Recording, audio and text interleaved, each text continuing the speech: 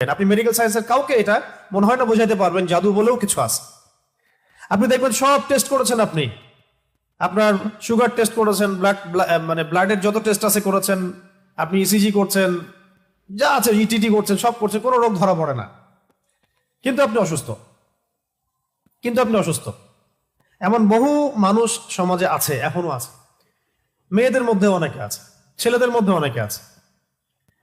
ঠিক আছে, পরে আমি কিছু বলছি যে কি কি এটার প্রতিকার হতে পারে এবং কি কি কাজ করলে এগুলোতে ইফেক্টেড হয় মানুষ আর কি, এবং কোন কোন কাজগুলো করলে আমরা বেঁচে থাকতে পারবো ইনশাআল্লাহ। তো আগে এটা বলে নেই, এইগুলো কিন্তু আমাদের সমাজে ছড়িয়ে আছে দিন দিন, এবং আগের চাইতে এটার পরিমাণ কিন্তু অনেক বেশি, অনেক বেশি। কিন্তু এগুলো আপনি কিন্তু মেডিকেল সায়েন্স দিয়ে এগুলো সমাধান করতে পারবেন না।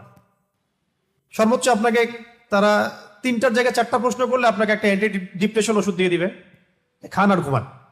আপনি বেশি কথা বলতেছেন মানে আপনার সাইকোলজিক্যাল কোনো সমস্যা আছে, আপনি রিল্যাক্স করেন, রেস্ট করেন, ঘুমান। এগুলো যে সবাই মোটামুটি ফেস করে, আর যারা একটু ভালো অবস্থানে যায় তাদেরকে এগুলো বেশি ফেস করতে হয়।